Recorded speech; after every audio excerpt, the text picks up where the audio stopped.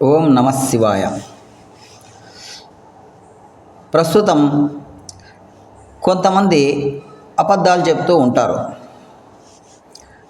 వాళ్ళు ఎలాంటి అబద్ధం చెప్తారంటే, వాళ్ళ ఇంటి పేరునే, వాళ్ళ ఇంటి దేవుడినే అబద్ధాల దేవుడు అని వాళ్ళ ఇంటి దేవుడి పేరు, అబద్ధాల గోత్రం అని వాళ్ళ గోత్రం పేరు మార్చుకునే అంతగా అబద్ధాలు చెప్తూ ఉంటారు కొంతమంది. అలాంటి వాళ్ళల్లో ఒక ఇద్దరి కథ మీకు చెప్తున్నా. ఒకరోజు నదీ స్నానానికి ఇద్దరు వెళ్ళినారు. ఒకడేమో ఒక చోట స్నానం చేస్తున్నాడు, ఇంకొకడు ఇంకొక చోట స్నానం చేస్తున్నాడు. అలా వాళ్ళిద్దరూ స్నానం చేసి వచ్చేటప్పుడు దారిలో ఇంటికి ఇద్దరు కలిశారు. అందులో ఒకడు అబద్ధం చెప్పేవాడు ఇలా చెప్తున్నాడు, ఒరే, ఈరోజు నేను స్నానం చేస్తూ ఉంటే ఒక అద్భుతం జరిగిందిరా అన్నాడు. ఏం జరిగింది అద్భుతం అన్నాడు.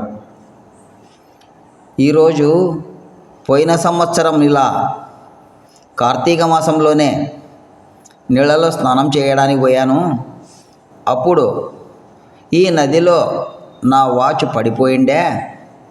ఈరోజు నేను స్నానం చేయడానికి పోయింటే ఆ వాచ్ దొరికిందిరా, అది కూడా ఇప్పుడు ఆడుతూ ఉందిరా ఈ వాచు, కీ ఇచ్చే వాచు ప్రస్తుతానికి అన్నాడు.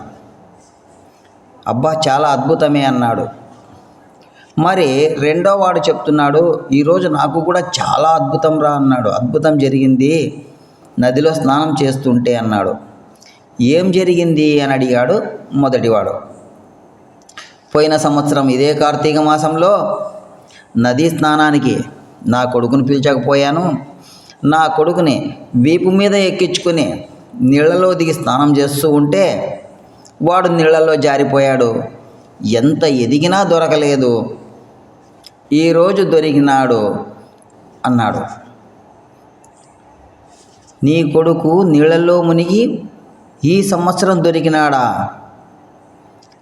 ఇన్ని రోజులు నీ కొడుకు ఏం చేస్తున్నాడ్రా అని అడిగాడు మొదటివాడు. నీవు పోగొట్టుకున్నావే ఆ వాచుకి ప్రతిరోజు మావాడే కీ తిప్పుతా ఉన్నాడు అని చెప్పాడనమాట ఈ రెండోవాడు. అలా ఒకరిని మించిన ఒకరం అబద్ధాలు చెప్పేవాళ్ళు ఈ ప్రపంచంలో చాలామంది ఉన్నారు. మనం జాగ్రత్తగా ఉండాలి.